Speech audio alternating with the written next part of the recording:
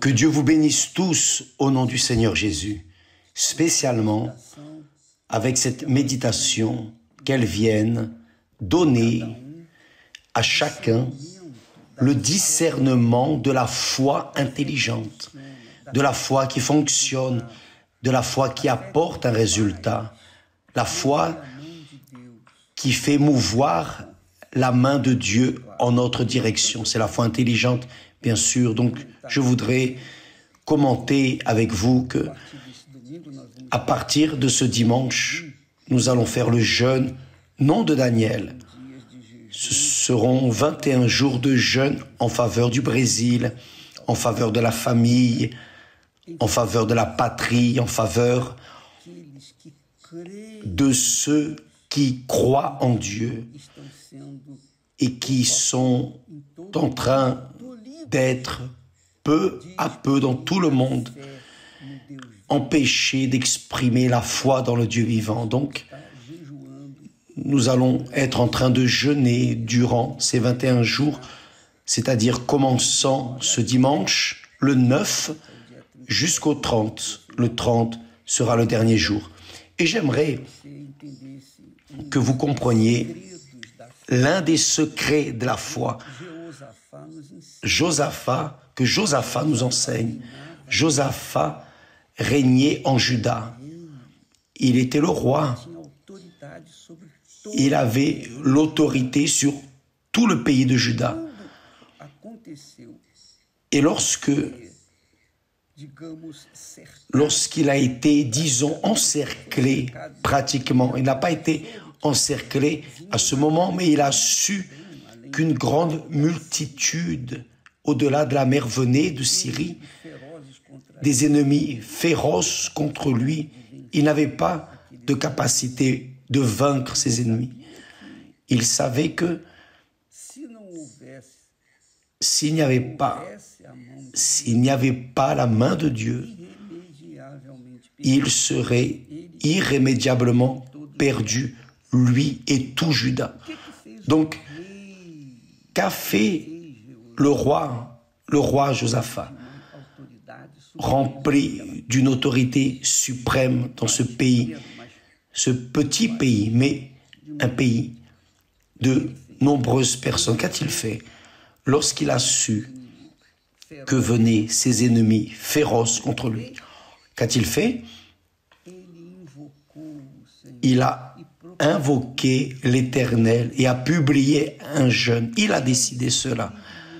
Lui, par son libre choix, a prié à l'Éternel et a publié un jeûne. Et c'est le secret, mes amis, que n'importe qui peut utiliser, n'importe quelle personne. Il n'y a pas besoin d'être de l'Église universelle. N'importe quelle personne qui croit en Dieu, le Dieu d'Abraham, le Dieu d'Isaac, le Dieu de Jacob, le Dieu d'Israël, n'importe quelle personne croyant en ce Dieu a le privilège de prier, de parler à Dieu, même en étant pécheur, même en ne méritant pas, car certainement que Josaphat n'avait pas de mérite, mais il a laissé de côté, il a ignoré, en d'autres mots, ses péchés et s'est tourné vers Dieu. Lorsqu'il s'est tourné vers Dieu, il a manifesté une foi. Et cette foi l'a justifié devant le Très-Haut. Et c'est la foi intelligente. Vous pouvez être embourbé de péché sans rien mériter. Mais si vous vous tournez vers Dieu, il va écouter votre prière. Et c'est ce que le diable n'aime pas, que le diable ne veut pas que vous sachiez. Il veut que vous pensiez que tout est perdu, qu'il n'y a rien à faire, que vous allez mourir, vous allez en enfer, etc., etc. Donc, mes amis, voyez quelle foi intelligente. Dieu sait qu'aucun d'entre nous ne mérite quoi que ce soit venant de lui, mais à cause de notre foi intelligente, c'est-à-dire la foi appuyée sur sa parole, qui est la parole de sagesse, il vient alors et écoute notre prière et nous délivre du mal. Et c'est cette foi qui doit diriger votre vie, ma vie, notre vie. Après que Josaphat se soit tourné vers Dieu avec prière et jeûne, qu'est-il arrivé? Il est arrivé que Dieu a écouté sa prière et dit les mots suivants. Voyez bien, faites attention. Il dit ainsi. Il dit, soyez attentifs, tout Juda et habitants de Jérusalem. Et toi, Dieu parlant à travers le prophète, roi Josaphat, ainsi vous parle l'Éternel. Ne craignez point et ne vous effrayez point devant cette multitude nombreuse, car ce ne sera pas vous qui combattrez, ce sera Dieu. Peut-être que vous avez des problèmes de maladies incurables, vous avez déjà été diagnostiqué avec peu de temps de vie, votre vie est déjà limitée, c'est peut-être un problème économique, un problème familial, un problème de séparation, quel que soit le problème que vous traversez, excusez-moi,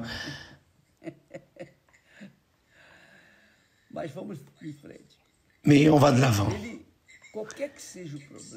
Quel que soit le problème, vous ne devez pas craindre. Si vous avez peur, c'est ce que le diable veut. Le diable veut que la personne soit effrayée, parce que lorsque la personne a peur, elle s'affaiblit. C'est le problème. Quand la personne entend une information terrorisante, elle reste effrayée, apeurée. Mais quand la personne a la foi dans le Dieu vivant, elle invoque Dieu. Elle ne reste pas abattue, prostrée, déchue, découragée, ou voulant en finir avec la vie. Non, au contraire, elle cherche, elle clame, elle invoque le Dieu vivant. Où qu'elle soit, quelle que soit la situation, quel que soit le lieu, où qu'elle soit, elle peut invoquer Dieu, c'est gratuit. La foi est gratuite. La foi est gratuite. Et parce qu'elle est gratuite, la miséricorde de Dieu est aussi gratuite. Il vous suffit de présenter la foi.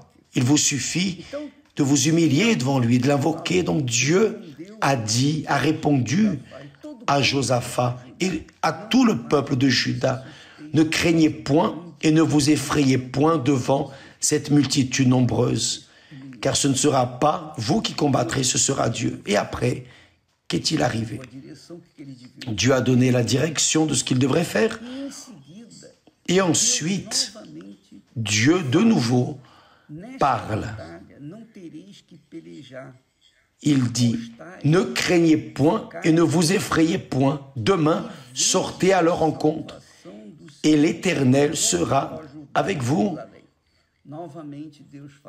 De nouveau, Dieu dit, ne craignez point, ne craignez point, ne vous effrayez pas. Demain, sortez à leur rencontre et l'Éternel sera avec vous. C'est-à-dire, Dieu, la première chose que Dieu dit lorsqu'il nous parle, c'est d'enlever la peur. Il enlève la peur. C'est enlever la frayeur. C'est retirer l'état de prostration. Il enlève les doutes, déplace les doutes qui sont les armes du diable. Les doutes, c'est pour cette raison que nous insistons pour que la personne vienne à l'église. Pourquoi?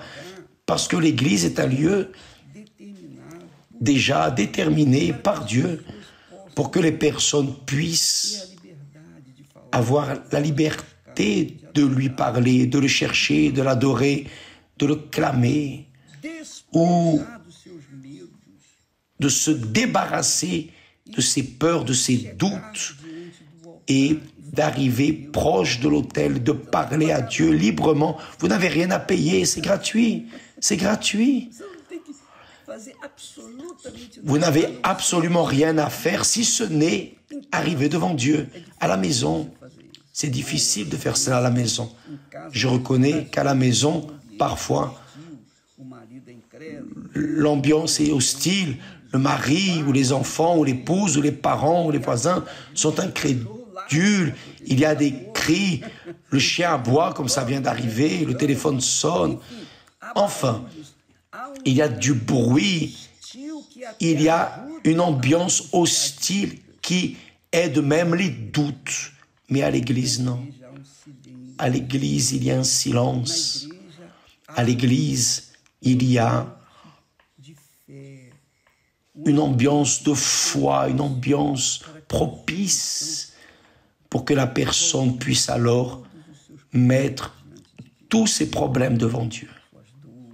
Ses doutes, ses douleurs, ses peurs.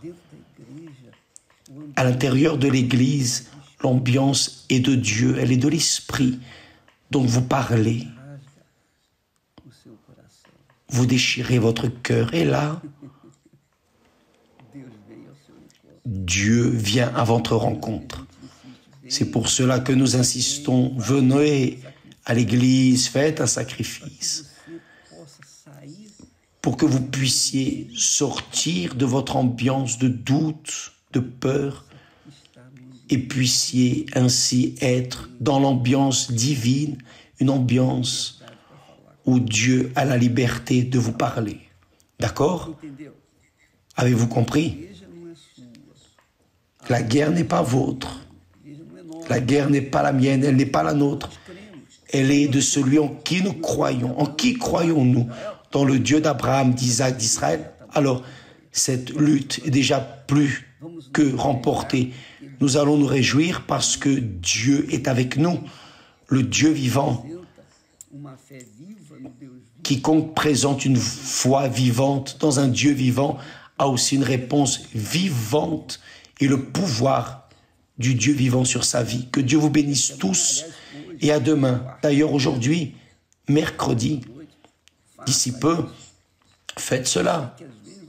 Je sais que parfois, vous avez travaillé toute la journée, etc. Mais allez, vous n'allez que gagner. Vous n'avez qu'à gagner en allant à l'église. Vous n'avez qu'à gagner. Vous n'avez rien à perdre.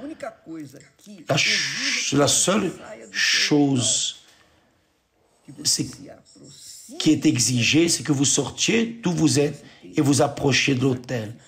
Là, oui, vous devez sacrifier votre chair, votre ego, votre jeu pour arriver à parler à Dieu. Et vous dépouiller, laissez tout votre bagage,